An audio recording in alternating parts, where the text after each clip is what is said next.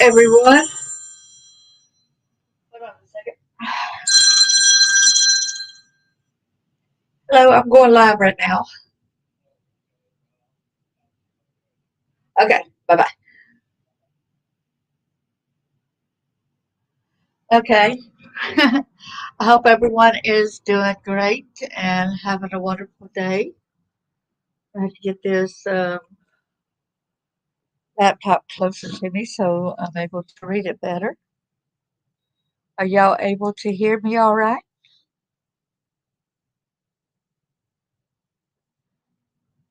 Is anybody else here? Hello, everyone. Gonna wait a few minutes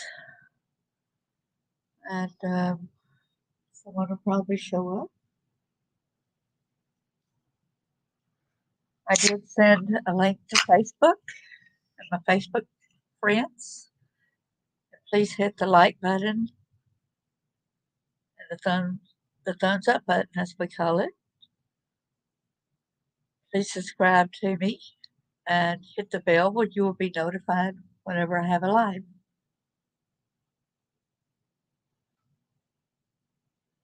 Some people worry about the fair use doctrine of the United States statute. It is permissible to use limited portions of a work, including quotes, for purposes as commentary, criticism, news reporting, and scholarly reporting.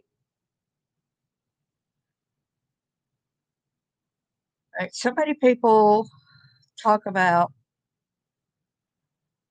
how the Bible talks about spare the rod, spoil the child, and saying it's okay that if somebody hits a child or whatever. But I do not believe that beating a child with a stick is what they mean. I think it means reprimand as you lead sheep, a lot of shepherds. Here's two little Bible verses I want to share with y'all. That's big. That's a big impact to me. In Mark chapter 9, verse 42, this is going by the King James versions. And whoever shall offend one of these little ones that believe in me, it is better for him that a millstone were hanged around his neck, and he were cast into the sea. Another similar voice to that is taken from Luke 17, verse 2. If it were better for him that a millstone be hanged around his neck, and he cast into the sea, than he should to offend one of these little ones. To me, that says a lot. A lot of people are talking about how it's okay for people to be harming kids. So that's discipline. Discipline is one thing, but harming a child is entirely different. I spoke. I seen a friend that had a post on Facebook, and I will share it with y'all. And I had told her that I will do my best and try to do study it and then do a story. Maybe I do the story tomorrow. So I want to show y'all what I am talking about. This is, let me go to Facebook, sorry. Tate's dad shot him. Today he should be turning 12. Happy birthday and heaven Tate. His mom, Kayla Tate White, she made all the right calls and made all the right choices. We need Tate's law. If I had a son, I would want him to be like Tate because he was perfect. Tate deserved to become a mom and live a long, happy life. Tate and his mom were failed by the system in every way possible. Not okay that his mom was the one to find his body. That's got to be horrendous to find your child's body that had been shot. That's what the monster wanted, was for her to find her son's body. A complete failure that this poor mother has to forever live with the terror of being denied a system that could have helped her, that could have helped her son, that should have helped her son. It shouldn't have been any coulds to it. It should have happened that they would not have found the child. In this, it's better for them to hang a thing around their neck or toss itself in a river, since they didn't adhere to the warnings. They did, they're just as guilty. Ooh, sorry, got to get my breath a little bit. It just angers me. She should never have been the one to find her son's body, abused and tortured until the end. Thinking of Tate's mommy today, she'll cry and look at lots of pictures and wish she could still hold her son. Family court and a system are horrific. Another example of a dead and tortured child.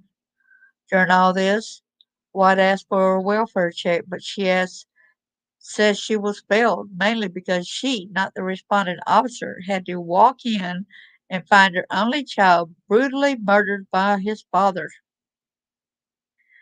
So the court system put this child in with the father, probably knowing the abuse that he caused previously. But as I said, I will check more into the story and do a YouTube video on this tomorrow. During all this, Watt asked for a welfare check, but she says she was failed. Excuse me. I really get uptight about this. It's causing me, oh man, because she, not the responding officer, had to walk in and find her only child, that's only child at that, brutally murdered by his father. I fear for my son's safety and that his dad is not mentally stable and being told that I can't get involved. You can walk to the door yourself. It's a huge failure and something I'll never get over that I don't think is okay. And I found no one's been held accountable for anything, said White. This is justice for Tate Boynton, a grieving mother's journey. Tate's Legacy Foundation. This is the mother, the child. Beautiful child. Should never had endured that. That's horrific. All right. So I'll look into that tomorrow. The other day, I was telling y'all a story about a Tennessee mother that got spooked after a stranger attempts to grab her young daughter at Goodwill. A video messed up and everything, so I had to redo this. This was a Franklin, Tennessee mother hitting a thrift store with her kids. By hitting, that means going inside and shopping. It don't mean taking her fist and hitting it or nothing like that.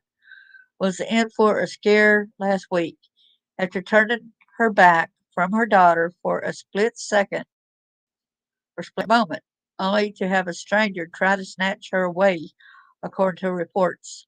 The mother, identified as Maddie, told ABC station WR, I think it's WKRN. It says WRNK, KN, yeah, in Nashville, Tennessee, that the whole incident took place very quickly.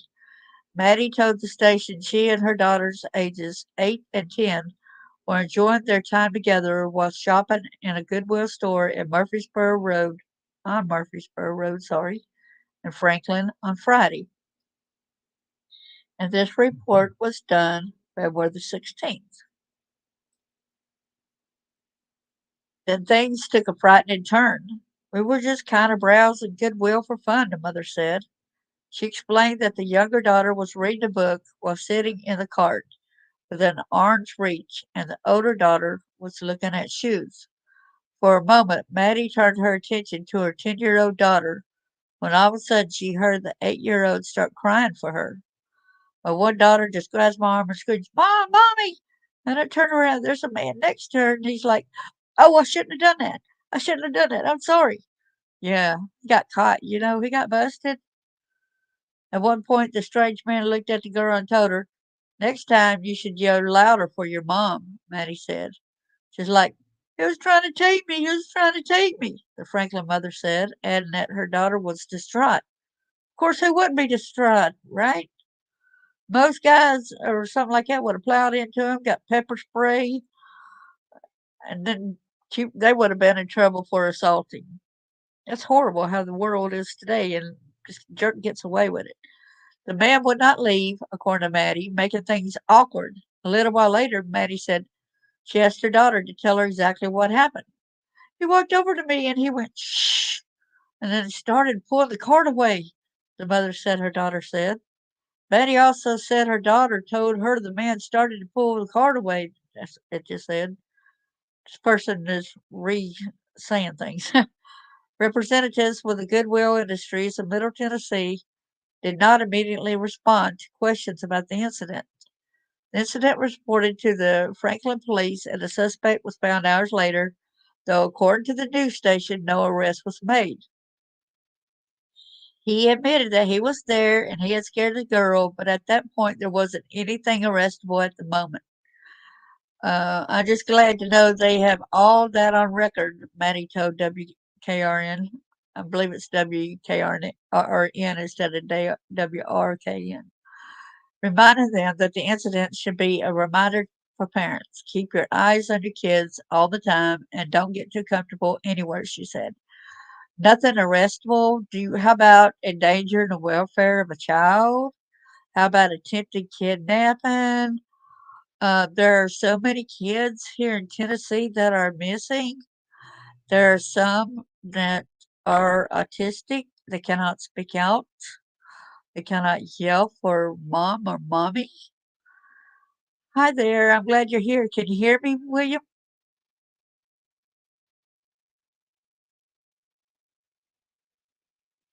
Please tell me if you can hear me.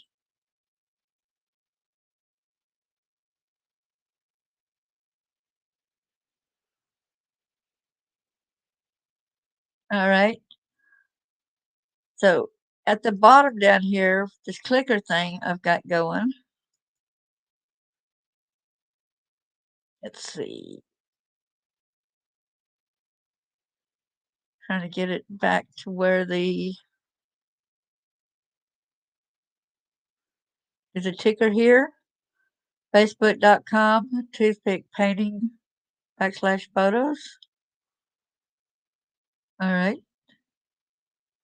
But before I go to that, I want to go ahead and share this other story because a lot of people have not heard of this. But I've been talking to people about it. So they're trying to do a Tennessee bill would allow law enforcement to carry a gun while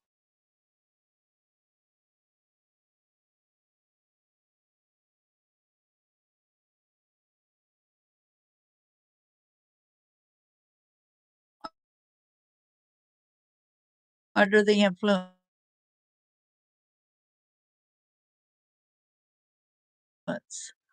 You know, they used to years ago carry to making a law where against doing it. Agents in Memphis, Tennessee, as my son pointed out.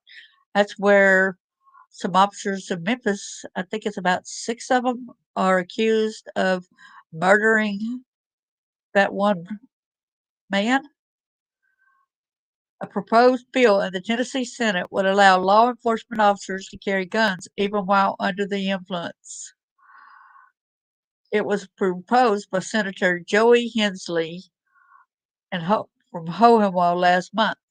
The bill states, as introduced, allows law enforcement officers to carry a firearm when under the influence of alcohol or controlled substances and certain other circumstances. The bill would also allow people to carry firearms on higher education campuses and in parks, plus prohibits the carrying of weapons in K through 12 except by certain persons, including any persons permitted to carry a firearm under federal law. Now, okay, I agree with this part right here, but law enforcement to carry when they're inebriated, when there's anything they're not completely in their full right mind to give any type of judgment calls, there's a ready The bill was referred to the Senate Judiciary Committee on February the 6th. A similar bill was introduced into the House by Representative Todd Warner, Chapel Hill, excuse me, Chapel Hill, House Bill 977 was introduced at the same time and assigned to the Civil Justice Subcommittee. Something is terribly wrong with this, guys. You all, there's something terribly wrong with that. Okay. Okay, can you hear me, Bill?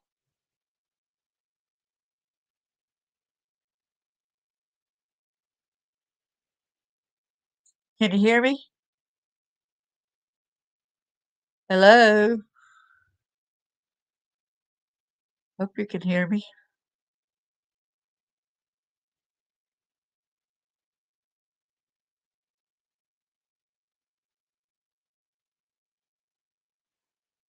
I don't see you on right now, but I hope you can hear me.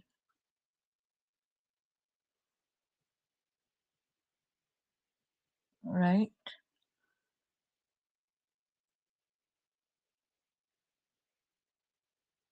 So then I have got to share screen again. Share screen. Allow. Okay. Ronald Stockton is a friend of mine. He has the site craftgunrescue.org. All his paintings are done with toothpicks. No brushes are ever used. All paintings are originals, no copies. According to his doctor, his life expectancies has been shortened. His illness have finally caught up with him. I do not want my paintings sitting in this house not being enjoyed by others after he's gone. Therefore, now I'm going to say it and read it as he wrote it, and so when I'm okay. Therefore, I am selling my paintings at my cost. I'll be taking bids for the next 2 weeks to the highest bidder. Click on the painting that you are interested in and leave a bid in the right side of the picture explanation section. At the end of the 2 weeks, I will ship the pictures to the highest bidder. My cost. Each kit that I purchased to paint cost me, ah, sorry. Each kit that I purchased to paint cost me $25 from China. I spent from 40 to 60 hours painting the picture. Frames cost me $50. Shipping cost is about $35. So the minimum bid will start at 60 for the cost of shipping and the kit. If you want to be framed, it will be $50 more or $110 for the reserve bid. Here's your final chance to own one of my pictures. Please help me get these out of the house. Love and God bless, Ron Stockton. See all my paintings at https www.facebook.com/toothpick painting / Okay, now we're going to go over and share some of the paintings now. Okay, sorry, it keeps popping up with y'all. And here is the website, facebook.com/toothpick painting, and then a backslash, and then I look at the photos where I'm able to see the albums and stuff. Okay, I would start off right here because some of the pictures, there's numerous ones. All right, all right. This is Ron Stockton. It's got the for Human Trafficking Rescue. This one, this painting, is a log train 16 by 20 acrylic on canvas board, $429. You think the old trains were better to look at than these modern ones. Trains move a lot of freight in their day, mostly done by truck now. Don't think trains will ever go out of style, though. Have you seen all the flying cars they experiment with? That will be the future. Ground transportation is getting so crowded that we are going to be forced to the sky. Thanks for your interest. Okay, I think I'm going to minimize this down where we can look better at the pictures. And y'all can see the picture better of the log train. So to the right, and this is where you would do your bid. You would write it right here, down in the comments here. Okay? And I really think, and just remember, he did not use a brush, he used toothpicks. This one is called Loretta, 20 by 16, acrylic on canvas. It was for $429, but as he said, that's not the price. The bid, I explained it a few minutes ago. It's in writing on what the charge and how much the bid and everything. About his cost would be about like $110. That's a lot cheaper than the 429. That's if you want it framed and with it being sent to you too and everything. Most of the family will tell you that I was her pet. This was in honor of his paternal grandmother. I was her favorite grandchild. Of course, as a child, I ate it up. We were close, and she and my children were close. She was living with me when she passed. Memories like that last a lifetime. It's hard to believe that this was painted, just using a toothpick. This is log cabin porch. It's 20 by 14, acrylic on canvas board. Very colorful and good for a man cave. Thanks for your interest. Again, right here, disregard that price. Do the price that he was talking about earlier, as I said. And that's pretty big size, 20 by 14.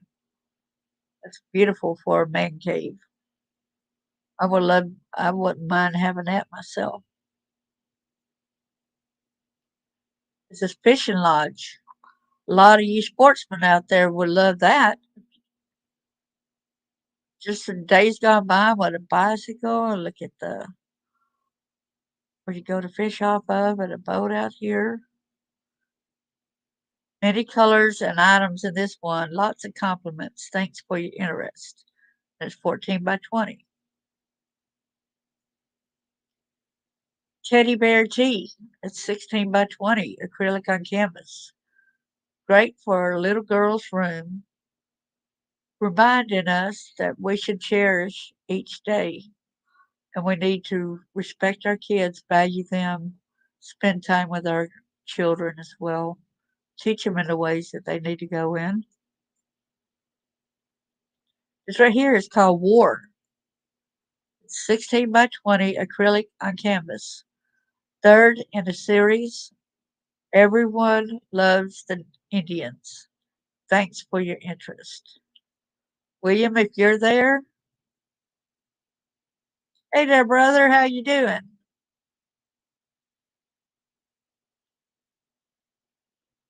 I hope you're doing good.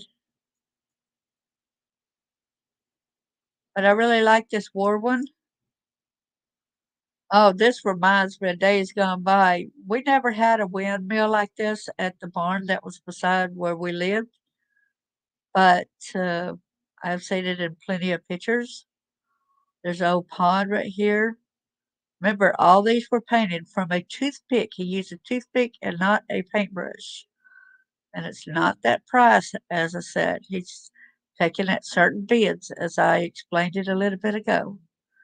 Barnyard Memories, 16 by 20 acrylic on canvas board. This one has hidden animals in it. Oh, yeah, I see one an animal there. there. Cow. Another one hiding there. So there's something right here. I can't really tell what it is. Probably a bird or so. Looks like there's an animal possibly swimming right there. Or it's a reflection of something. Might be a reflection of the building. I'm not sure. Like you said, there's animals hiding in there. I love that horse. All right. This one is called Dragonfly, 20 by 16. This is the first flower arrangement that he did, and he fell in love with it. So in his attempt to find another thing to paint, he decided to start a series of bouquets to honor the women in his life that made an influence on who he was. Like the Loretta one that was his grandmother's. And this is Donna's. This acrylic on canvas 20 by 16. As I told you, my friend that did the toothpick painting, doctors haven't given him long to live, and he wants to try to get rid of these and sell them. I have auctioned where his wife would not have to fool with him after he's gone.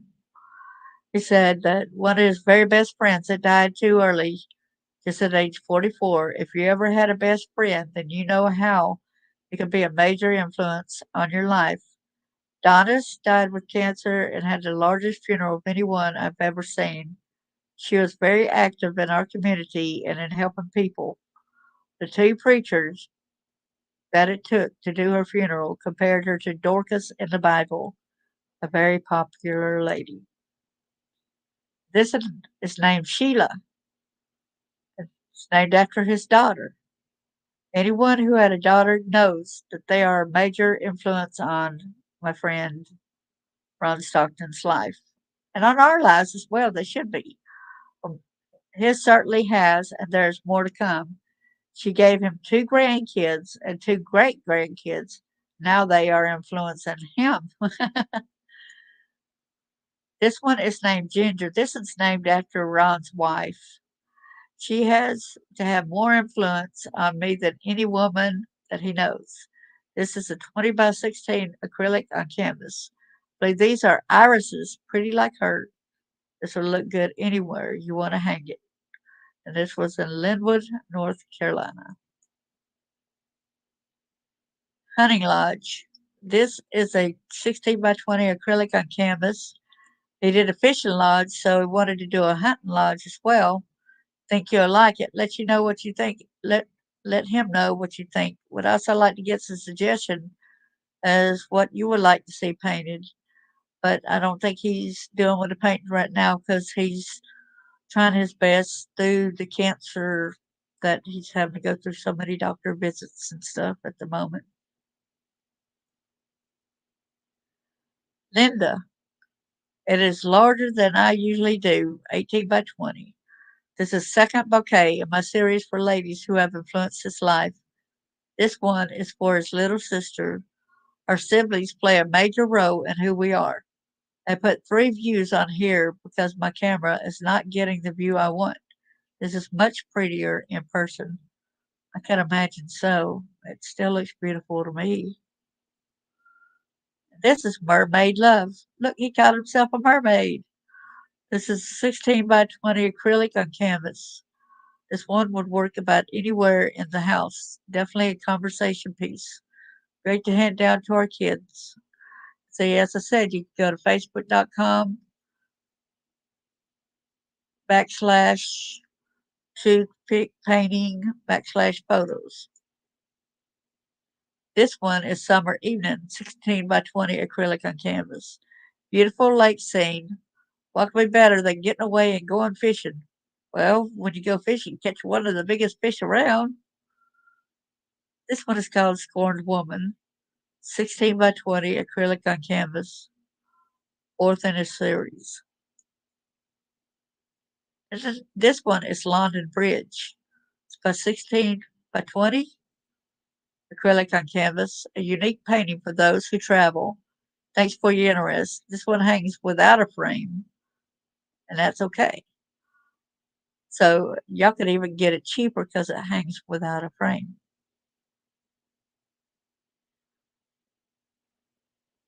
Under $100. All right, this is spring meal. Now this one takes me back to old pictures when I used to see growing up. It's acrylic on canvas board. This one is Valley Dale, 18 by 20. Most of his paintings, it started a series of bouquet paintings honoring the women in his life. This one is after his mother, Valley Dale. Love.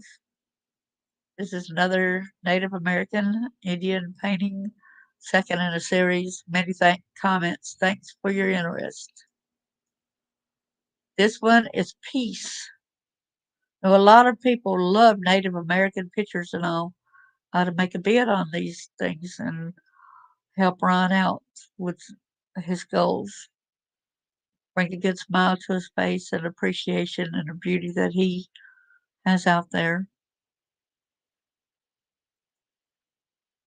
This is a tree house, 16 by 20 acrylic on canvas.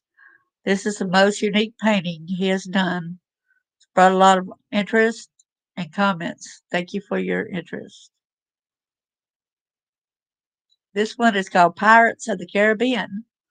This is the darkest pictures he's done. Thomas Kincaid's Country Home, which is done 16 by 20 acrylic on canvas. This is an actual replica of Thomas Kincaid. Thank you for your interest.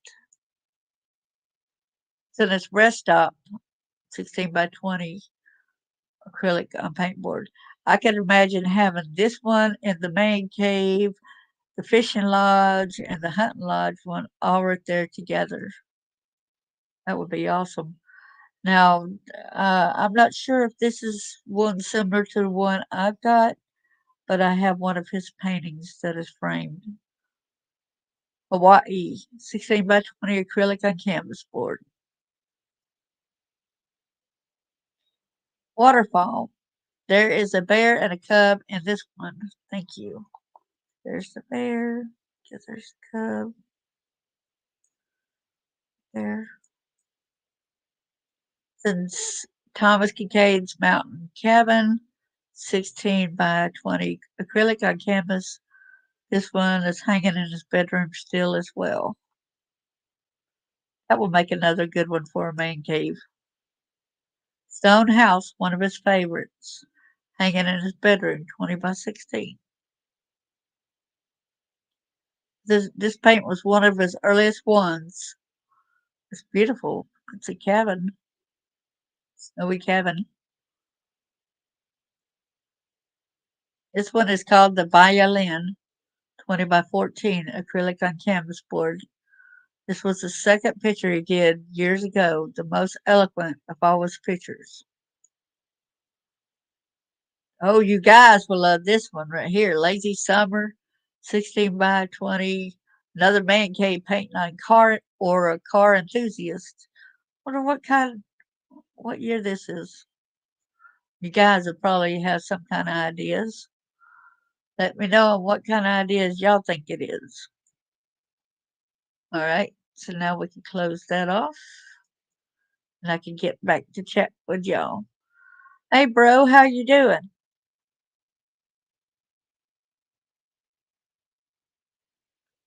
Are you there still?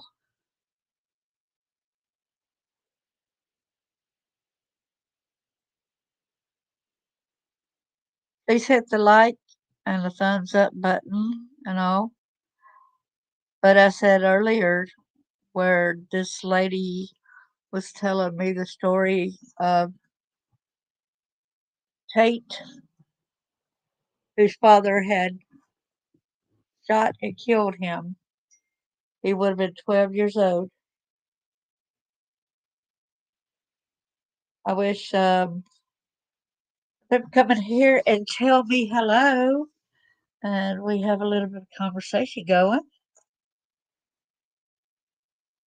I needed to get that out there. This other stuff for Ron.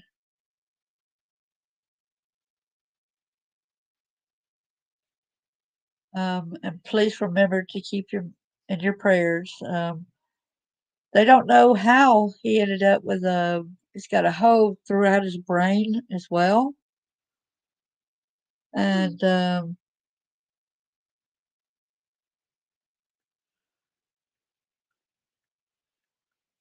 I'm in live. Hello. Yeah, I hope that you write to me on in YouTube live right there where I can see it better and not have to go back and forth between my phone and. But I want y'all to remember my friend. He's with Human Trafficking Rescue. It's I've got the banner for his link somewhere up here. I'll make sure to play this. Tick that also. Human Trafficking. There's traffickingrescue.org. That is his website for Ron Stockton. He did not deal with that issue personally himself, but he was an insurance salesman and he kept hearing of all these cases of trafficking. So that's when he decided that something needed done. So you could go to that website that I got scrolling at the bottom of my page and see what it's about and what their goal is.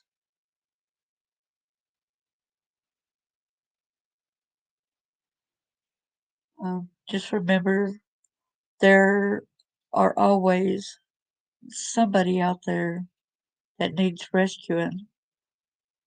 You know, how many times do y'all hear that you need to just be quiet, that you need to just be over it? I was thinking on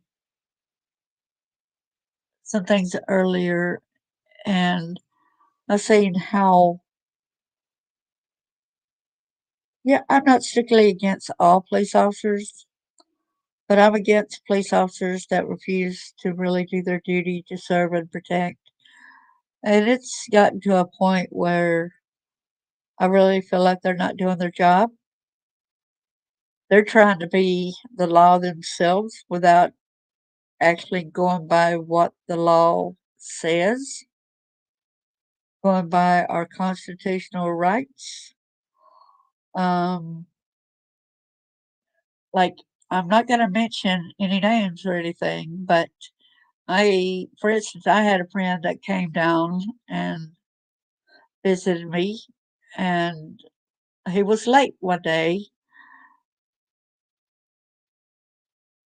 and when he got here, he said, "I would have been here sooner, but cop had stopped me." Said I was dressed too nicely,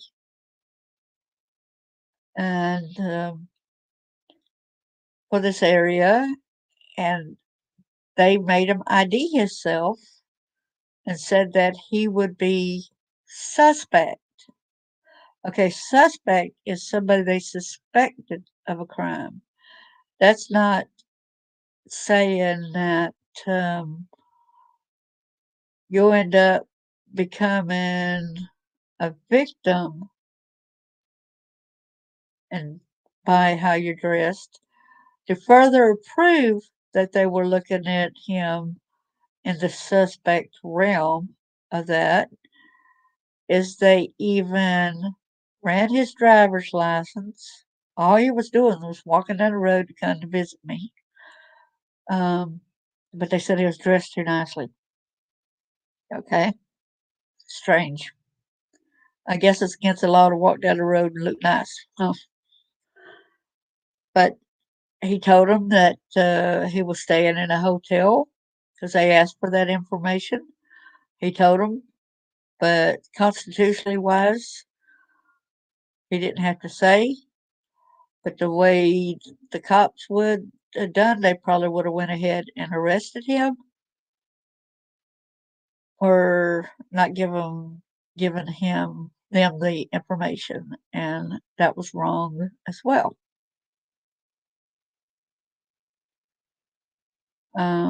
So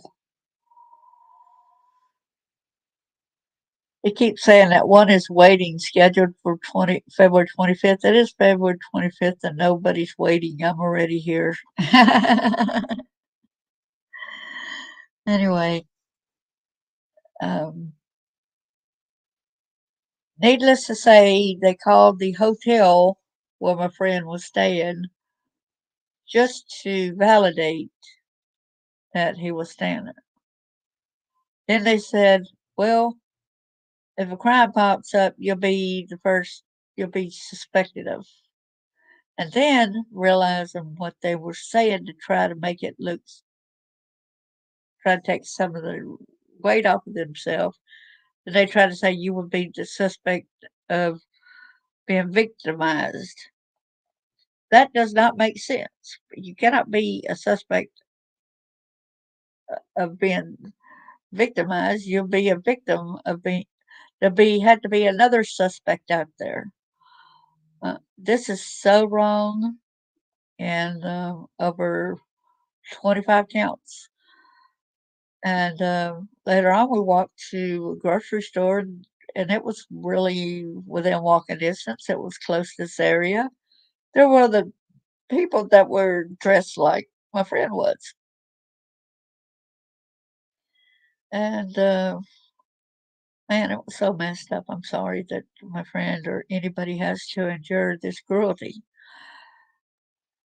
And yet, y'all know how many occasions that I had where the police needed to protect me or protect a neighbor or anything that I had called for their help, and they did nothing.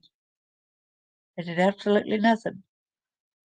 They wasn't out there no 40 minutes or nothing like that during the times that he victimized me or victimized whomever, my other neighbor or whatever. They wasn't even out that long, but yet they held my friend for 30 to 40 minutes, and yet just for being dressed too nicely.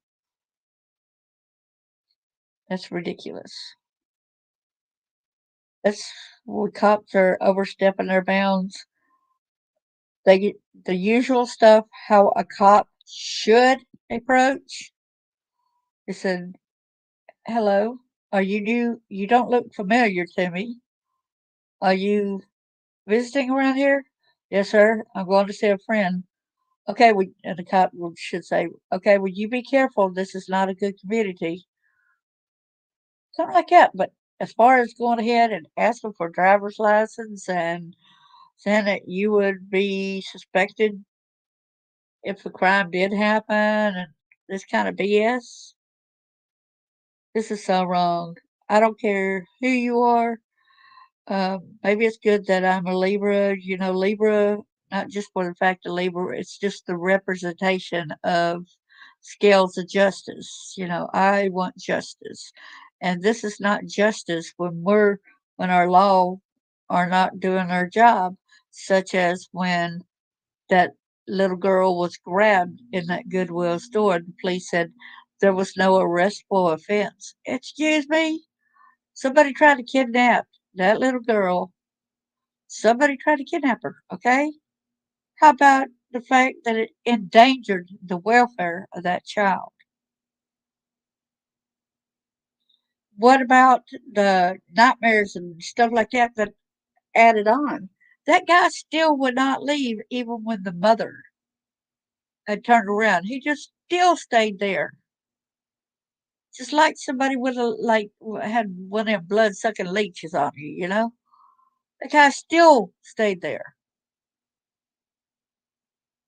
And these cops said it was not an arrestable offense.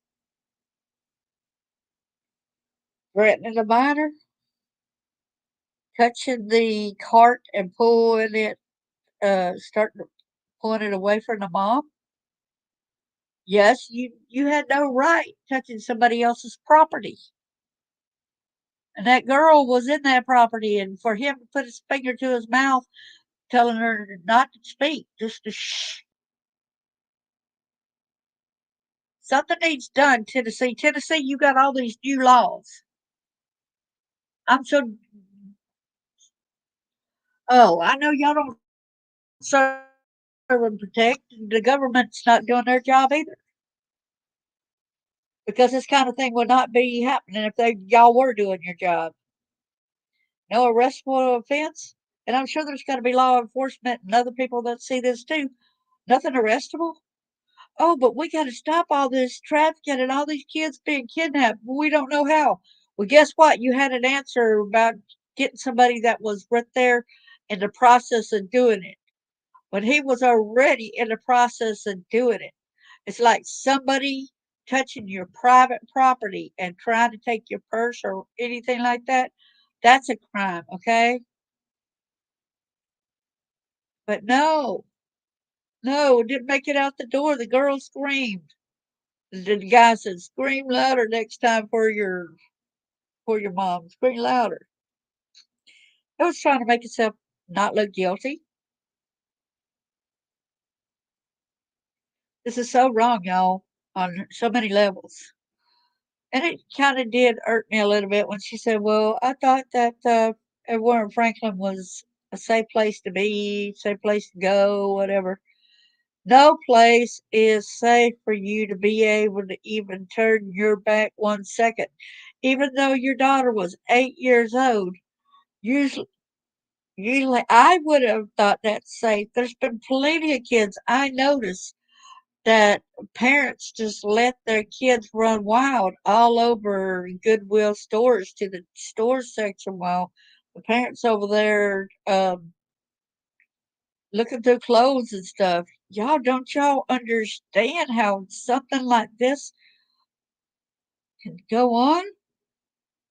And it's good that where I shop though, it's a God storehouse, and so the people generally know a lot of the people that's in there. So if somebody wants to grab, there's not somebody there 24/7, just right there. They used to have somebody that sat at the door that watched which people came in and out, and now there's nobody. So what are we going to do, people? Are we going to continue to let this go on? I don't know who I need to get in touch with about this instead of deliberating about that. This should not be going on at all. What if that would have been you there with your kid? What would you have done?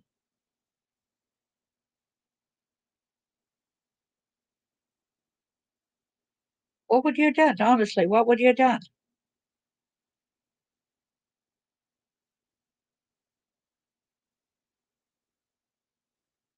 Would you have just, well, I'll tell you something that happened to me years ago, if this might help a little bit. Years ago, I was shopping at a department store and I had two of my stepsister's kids with me, along with one of my kids. I think it was just one. I think the other one was still in school.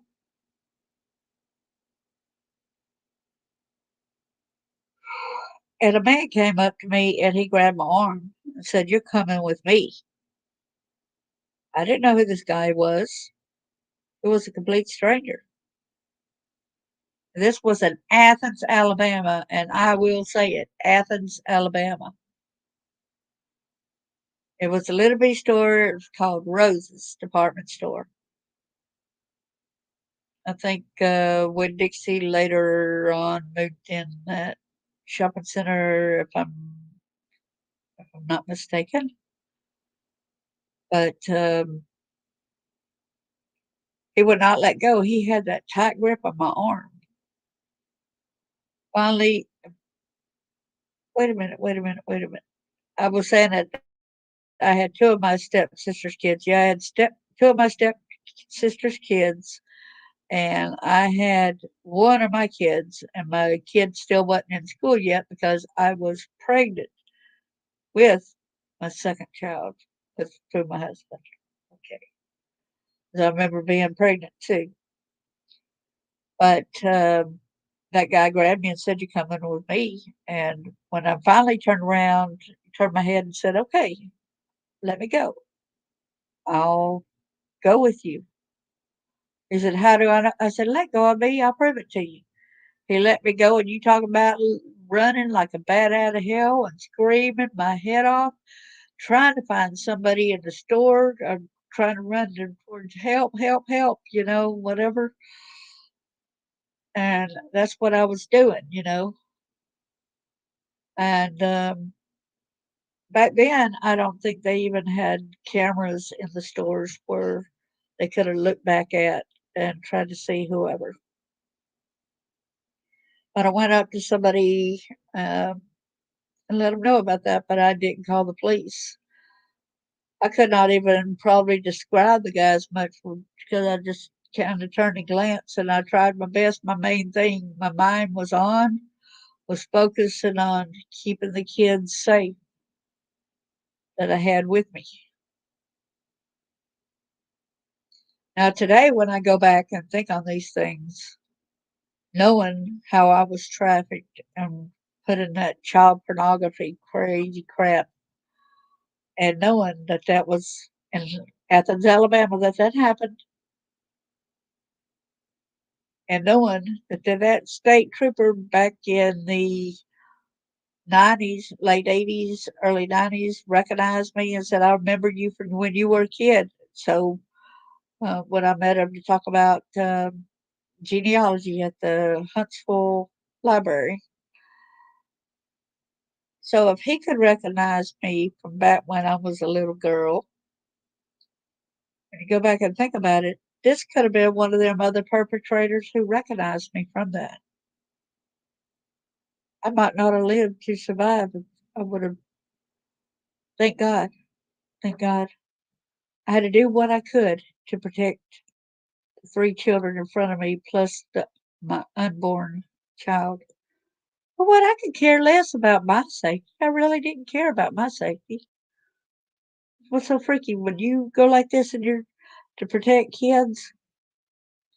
My first thing was to make sure that the kids got to safety. That was my first and foremost, the utmost importance. Where's society today? No, I just want to get a little bit of money. Kids today should know and learn about sex at an early age, they say. But they don't need to learn from their daddies. But yeah, but all little girls need to learn about sex. That's what I hear and what I've been hearing the school board, all kind of crazy crap out there now. They're not letting us teach our kids properly. They're victimizing our kids. They're re-victimizing us. Um, and y'all, we need to stand firm against this kind of thing happening. This is happening too often, and that's another reason why I don't want to live back in Athens, Alabama, because I don't feel like I would be safe. Even the police never protected me when my ex-husband beat me. It's kind of funny how he told his second wife that he never hurt me, that I was the one that hurt him, and then she got really sick, physically sick. She's dead now. But he had told her that no, it wasn't her who hurt me, but it was me who hurt her. I kept hitting her, I kept abusing her, and she said, she told him, "Well, you need to apologize to your ex-wife." I said, "I ain't never gonna do that." So a lot of people want to say, "Well, he's a good Christian, da da da da da da da," whatever. You're not willing to ask for forgiveness for what you did. You're not willing to go up and confront and say, "I'm sorry, I did do this.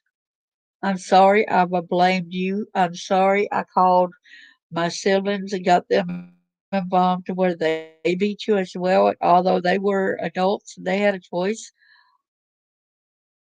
Yes, when I left the reason why they got mad at me, my kids were playing with my nephews in the house, okay?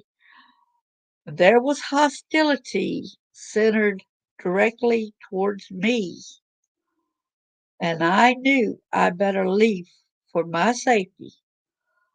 You better believe I wanted to take my kids with me too to leave that hostile environment. But that's what got his siblings mad because I wanted to take the boys with me. But as a true parent, as a good parent, no parent should leave their kids where there's hostile in a hostile environment. They should take them with them, and that's what I tried to do because I tried to protect my kids to get them out of that kind of environment. Although they were probably okay and treated okay, it was the point of their safety, which was the utmost importance to me. They did not need to be around that. All right. I want to thank you all, and I will get to studying that other person's story like she wanted me to, like I volunteered to do, and tried to have a live tomorrow on that. And I thank you all, and may God bless each and every one of y'all. Bye bye.